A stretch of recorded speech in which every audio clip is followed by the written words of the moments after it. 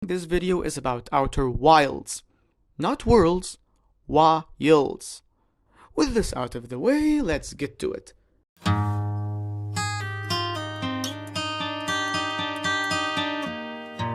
Outer Wilds Archaeologist Edition, aka Outer Wilds for Switch, was recently announced.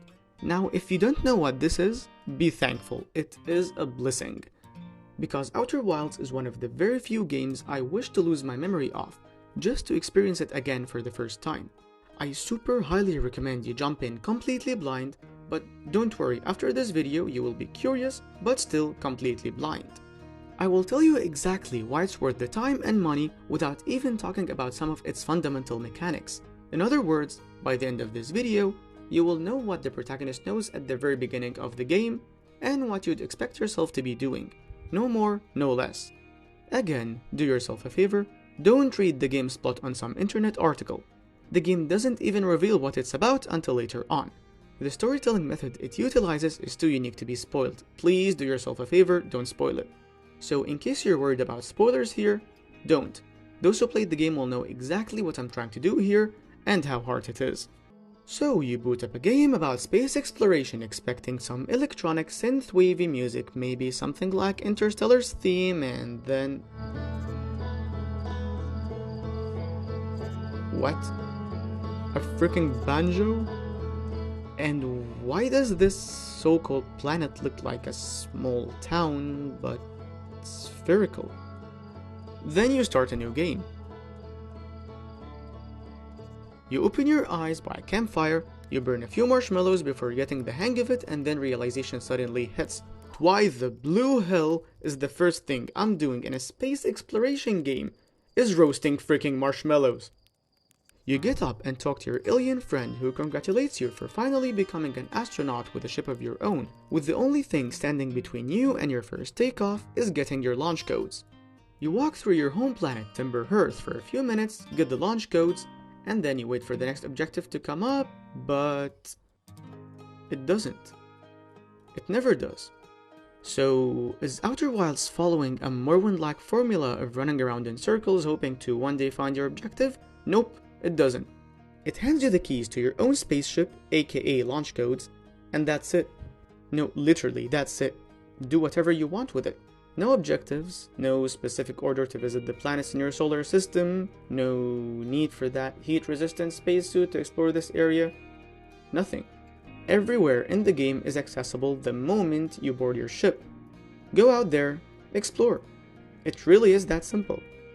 All the gameplay footage you're going to see in this video are on your home planet Timber Hearth and its moon. I will leave all the juicy stuff for you to explore and tell me about in the comments. So the smart move is, why give you an objective marker when I can make every piece of land look so intriguing and so distinct, triggering your curiosity like a baby getting to know everything around him bit by bit.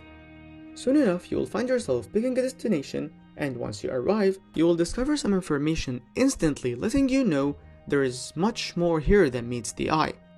More questions means more curiosity. More curiosity means more self-induced objectives to explore further and find out the answer to the questions that you, the player, asked yourself, not the game. This is where the formula gets very interesting and why I envy those who are yet to play it for the first time. Along your journey, you're going to stumble upon multiple barriers preventing you from proceeding. But no, there is no key required.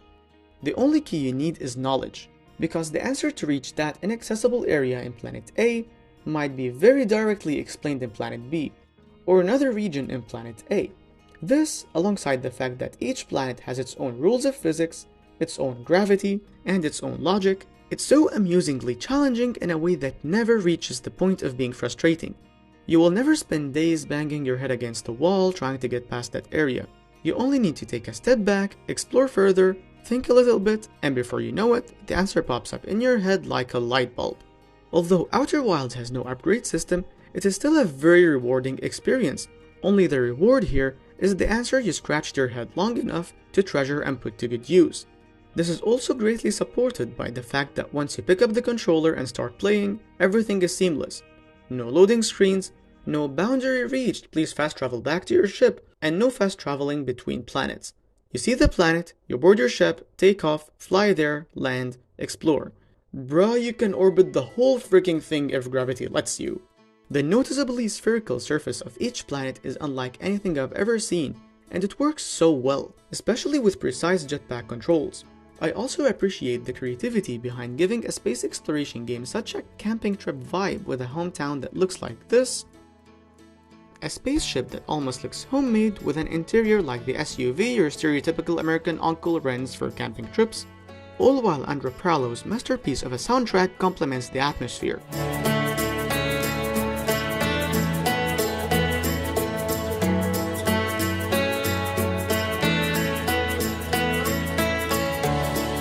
It is so tempting to talk about my favorite moments in here, but I will resist the urge for the sake of not stealing the joy of experiencing such moments yourself away from you. However, I might make another Outer Wilds video with spoilers. So does the game actually have any story, or is it just me exploring till I get bored? Remember when I said the game uses a unique storytelling technique? The story is there, and it's good. But the brilliance behind its presentation is what shines brightest. You learn a little bit here and a little bit there in a random order, according to which planets you decide to visit first. What I find in my first session, you might find in your 5th session. It might seem disconnected at first, but once you start connecting the dots, hell, once you realize there are dots to connect, you will see exactly why this game is one of a kind. And no, don't tell me Subnautica is like it. It's not. Subnautica sucks. I installed it for the very same reason, and it feels like it wanted to have an Outer Wilds-like exploration system along with crafting, survival, horror, bullcrap. It tried to do so much for its own good, it ended up sucking at each and every one of them. Its reviews might be good, but if you decide to give it a shot after Outer Wilds and find yourself disappointed, you're not alone. I know I might have sounded a bit cryptic throughout the video, but if you play the game, you will understand why it had to be this way. I have seen other videos regarding the same matter, and almost all of them, no matter how hard they tried, had to reveal things I'm glad I played the game with no knowledge of. What did you think of Outer Wilds? Tell me about it in the comments. If you liked the video, hit that subscribe button. Adios! Oh, one last thing. Subnautica sucks.